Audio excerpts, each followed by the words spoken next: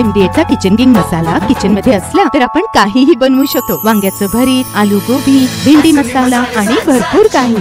MDH पाऊस निमरत खूप छान झालेला आहे। शेतकऱ्यांसाठीचा पुढचा काळ कसा असणार आहे, कशा पद्धतीने पेरणीचं नियोजन शेतकऱ्यांनी केलं पाहिजे? काय होतं, दरवर्षी पावसाळ्यामध्ये जून महिना लागला की शेतकऱ्यांना पहिली गोष्ट 7 जूनची शेतकरी वाट बघतो आणि योगायोगाने 7 जूनच्या आधीच ढगाकडे बघायची गरजच राहिली नाही।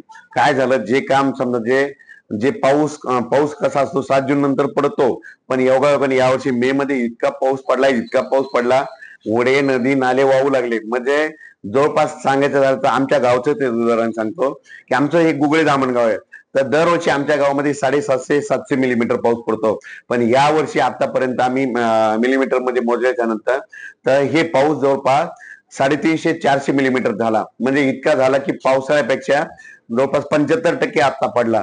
मग शेतकऱ्यांनी काय केलं, जमिनीमध्ये ओल भरपूर आहे, मग आता शेतकरी काय करायले, आधी शेतीची मशागत करायले, तण आहे ना ते त्यांना पाळी वापसा झाल्याच्या नंतर त्याला रोटावेटर करून चांगलं शेतीची मशागत करत आहेत आणि मशागत करण्याच्या नंतर शेतकरी पेरणीच्या तयारी लागणार आहेत। 10 जून पर्यंत पेरणी करू नये असं हवामान कशा पद्धतीने बघता पेरणी करावी का नाही करावी? कोणी जरी सांगितलं तर वैयक्तिक मी सांगू इच्छितो, शेतकरी इतका हुशार आहे की त्यांना म्हणजे सगळंच कळतंय। पेरणी करायची की नाही, शेतकरी काय करतो, पाऊस पडल्याच्या नंतर शेतात जातो, शेतात गेल्याच्या नंतर कुदळीनं जमिनीची ओल बघतो। जमिनीत जर ईदभर ओल झाली ना की कधी जर पेरणी केली, 15-20 दिवस 25 दिवस पाऊस जरी नाही आला ना तर ते पीक निघत वर येतं, काही होत नाही। आणि ह्या 15-20 दिवसात एखादा पावसाचा शिरकाव येऊन जातो, म्हणून शेतकरी काय करते, स्वतःचा निर्णय घेते आणि मुगाची पेरणीची तयारी करते, त्याच्यानंतर उडदाच्या पेरणीची तयारी करते। काही शेतकऱ्यांकडे काय झालं, मी मागच्या व्हिडिओ मध्ये सांगितलं, तुम्हाला कापस लागवड करायचं असं तर बियाणं टोचून लावा, त्याच्यामध्ये देखील चांगले कापस उगवून निघतील। आणि त्याच्यानंतर योगायोगाने आता हे म्हणजे हे एकदम पाऊस आता बंद पडणारच नाही। आता म्हणजे 7-8 जूनला देखील 7-8-9 जूनला देखील महाराष्ट्रामध्ये पाऊस पडणार आहे, म्हणजे भाग बदलत पडणार आहे, पण पडतच जाणार आहे। त्याच्यानंतर 10-11-12-13च्या दरम्यान काय होणार आहे, थोडं विश्रांती घेणार आहे, पण राज्यामध्ये 14 जून ते 18 जून पावसाळ्यामध्ये आतापर्यंत जून मध्ये इतका पाऊस पडला नाही, तितका पाऊस या 14 ते 18 मध्ये पडणार आहे। आणि त्याच्यामध्ये समजा शेतकऱ्याने पेरणी केली आणि उगून आलं तर शेतकऱ्यासाठी खूप जीवदान आहे। आणि ज्या वर्षी लवकर पेरणी होती त्या वर्षी म्हणजे जी पेरणी आहे योग्य उतार देखील येतो।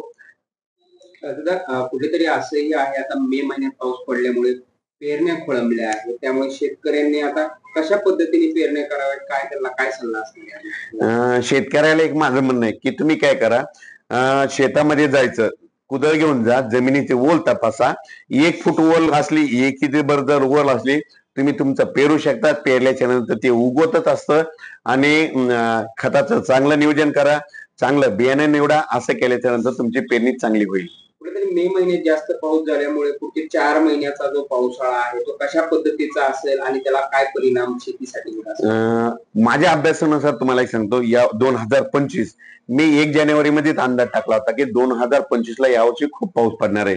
आणि तुम्हाला सांगलं होतं जून मध्ये पाऊस चांगला राहणार आहे, जूनच्या शेवटच्या आठवड्यात शेतकरी सोयाबीन पेरायला दिसतील असा देखील अंदाज दिला होता।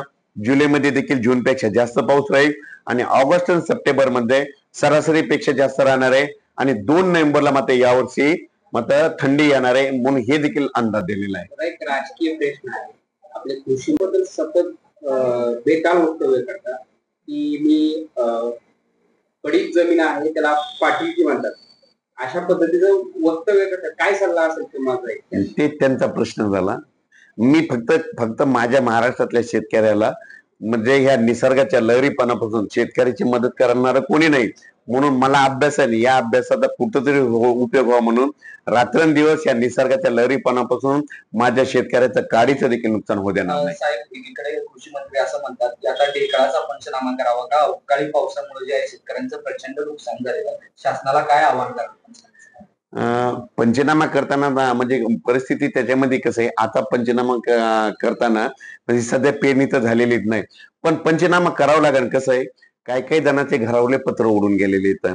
काही काही जणांच्या म्हशी पाळीव प्राण्या म्हशी गायीवर विजा पडलेल्या आहे. मग त्यांना कोण तारणार? मग त्यांचे तरी पंचनामे करावेच लागतील ना. खूप अशा ठिकाणी सोलर पॅनल येतं, सोलर पॅनल उडू गेलेले, मग त्यांचा पंचनामा कोण करेल? मग ते पंचनामे करावेच लागतील ना.